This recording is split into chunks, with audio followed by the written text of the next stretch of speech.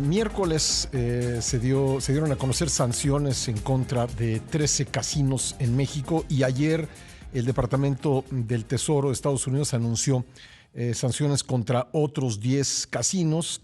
Y vamos a hablar sobre pues estas medidas, estos anuncios, con un especialista, con Michel Levien, quien es abogado, especialista en antilavado, anticorrupción y cumplimiento normativo. ¿Qué tal, Michel? Gracias por estar con nosotros. Encantado, gracias por invitarme. Bueno, pues, ¿qué significan estas sanciones en contra de casinos que se dan, pues entiendo, en el marco de impedir el lavado de dinero? Pues significan varias cosas y también depende de cómo se las vea, pero lo más importante desde la perspectiva legal, parece que es la sanción, parece que llegamos al final de la línea, pero no, en los temas de antilavado recordemos que aquí pues cambian un poquito las reglas y empezamos pues un poquito al revés. Esto es el inicio del Ujú. juicio. En el anuncio de la mañanera de la presidenta Sheinbaum, de las últimas cosas que dijeron fue, sí, y la Secretaría de Hacienda va a presentar una denuncia. Eso significa que aunque ya las personas y las empresas están en la lista de personas bloqueadas de la UIF, o sea que ya no pueden hacer negocios con bancos o cosas que se parezcan a bancos, y aunque ya puede ser que se hayan congelado cuentas, esto apenas empieza. Empezará el juicio y tal vez vendrán multas, tal vez podrán venir disoluciones, otro tipo de sanciones económicas para las empresas y hasta Ujú. cárcel para las personas humanas que hayan participado en esto. Entonces, ¿qué significa? El comienzo de algo que pues todavía va a tener meses. Esta telenovela apenas empieza. ¿Qué tan factible es el lavado de dinero a través de casinos comparado con otro tipo de negocios? Em, es relativamente sencillo lavar dinero con los casinos porque está pues en un espacio muy vulnerable, no más que otros, sí seguramente más que, por ejemplo, yo que soy abogado, también es una actividad vulnerable, pero es más fácil hacerlo con un casino Ujú. por tres razones principales. La primera es que pues siempre manejan mucho efectivo, ¿no? La segunda es que ahora los casinos ya no nada más se apuesta físicamente en el lugar, sino que también en los casinos utilizan plataformas, hablaron de eso también en la mañanera, utilizan plataformas a veces nacionales e internacionales que también a veces admiten criptodivisas que son todavía más volátiles que el efectivo, ¿no? Y la tercera cosa es que es muy difícil ponerle el valor adecuado a una apuesta.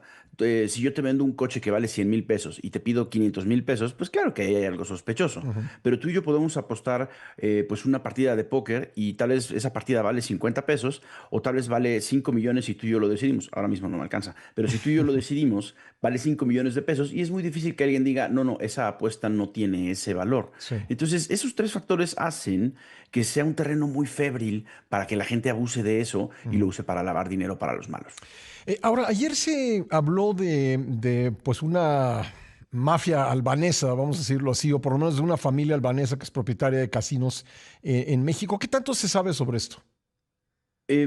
Mira, pasa una cosa muy interesante con las jurisdicciones de alto riesgo y a veces les llamamos de alto riesgo, a veces les llamamos las jurisdicciones prohibidas o bloqueadas. Las bloqueadas solamente son, pues yo te diría Sudán del Sur y seguramente Corea del Norte, tal vez Venezuela, Ujú. pero hay países que por el solo hecho de que de ahí viene el dinero o de ahí viene la inversión, a las personas que se dedican a lo que yo me dedico, nos tienen que prender foquitos rojos, ¿no? Ujú. Entonces, el solo ver esto no quiere decir vamos a discriminar a todas las personas que vengan de Venezuela y no haremos negocios con ellos. No, definitivamente no. Pero si te llega por ejemplo, un pasaporte de una persona que viene de Malta, pues vamos a mirarlo con más cuidado porque mucha gente utiliza Malta para lavar dinero. Y Ujú. algo similar pasa con Albania. Ujú.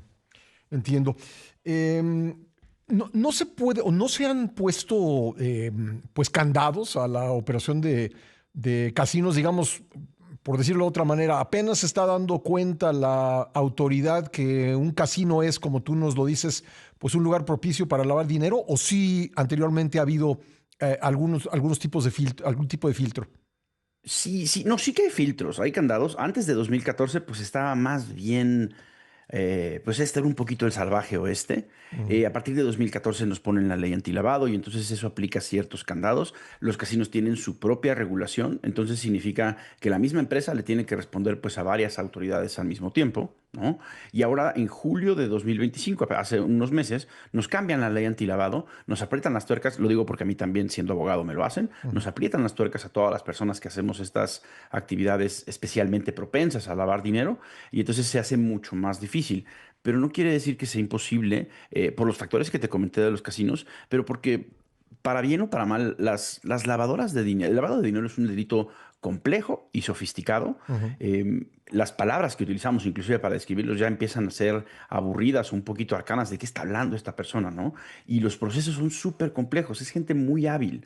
Entonces, aunque sí cierren candados y haya autoridades supervisoras como las WIF, FinCEN y la WIF mexicana que les buscan la pista, pues las lavadoras, su chamba es ir un pasito adelante y Ujú. tratar de ser más hábiles para sacarle la vuelta.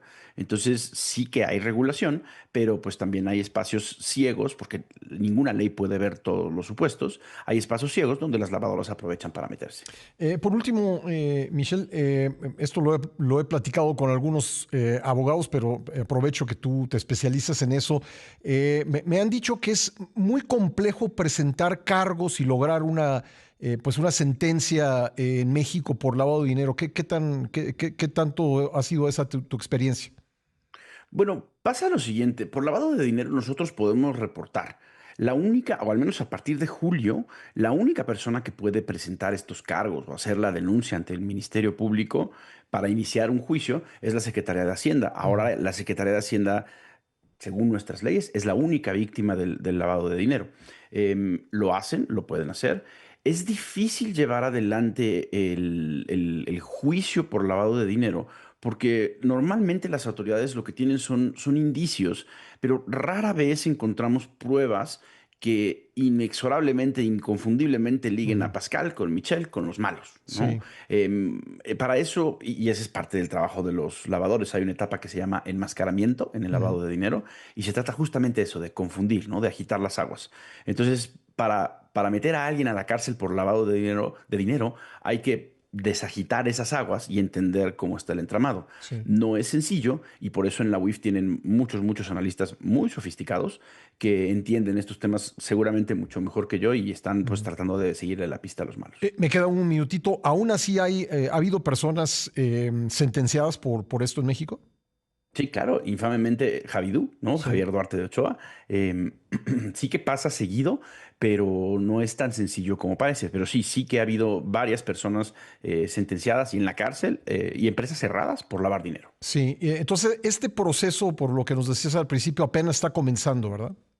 Apenas empieza el proceso legal, Sí. van a tener que hacer todo su proceso legal con las cuentas bloqueadas, con las personas bloqueadas, porque Ujú. acuérdate que cambiaron también la ley de amparo. Sí. Entonces ahora empieza su juicio penal, la primera etapa. En los juicios pues tenemos 3 rounds, la primera, la apelación y el Sí. amparo.